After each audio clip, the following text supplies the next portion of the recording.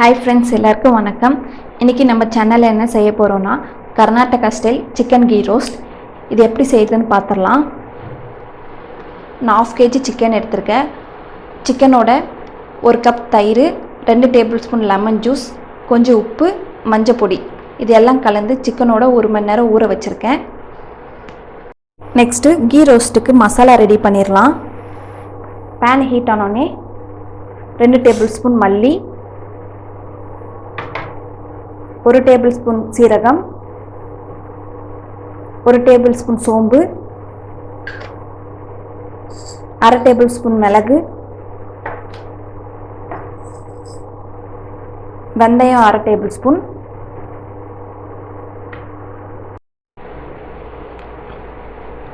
கிராம்பு நல்லா ஃப்ரை பண்ணிக்கோங்க.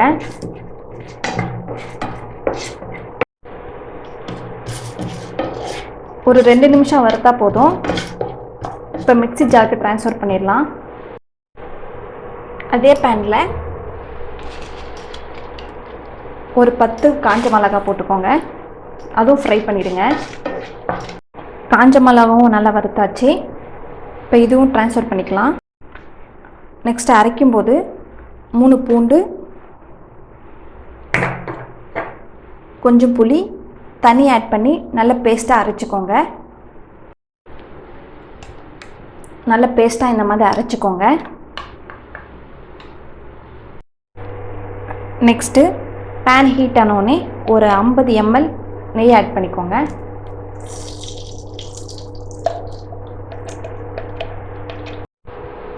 நெய் நல்லா ஹீட் ஆன உடனே சிக்கன் ஆட் பண்ணிக்கலாம்.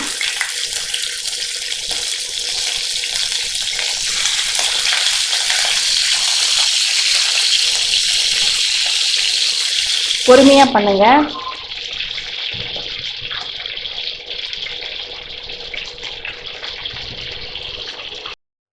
சிக்கன் நல்லா நெய்லேயே பொரியட்டும். நெய்லேயே நல்லா பாதி வெந்துடணும் சிக்கன்.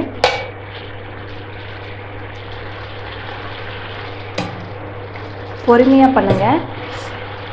இப்போ சிக்கனை நல்லா நெய்யில் வறுத்தாச்சு. இப்போ ஒரு பிளேட்டுக்கு ட்ரான்ஸ்ஃபர் பண்ணிடலாம். நெக்ஸ்ட்டு சிக்கன் பொரிச்ச அதே பேனில் அரைச்சி வச்ச பேஸ்ட்டை சேர்த்துக்கலாம்.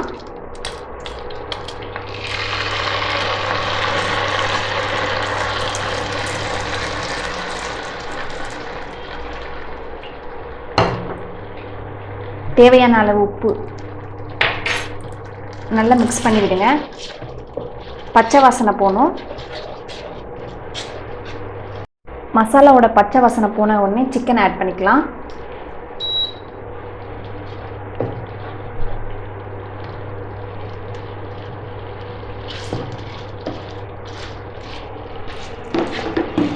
நல்லா மிக்ஸ் பண்ணி விடுங்க.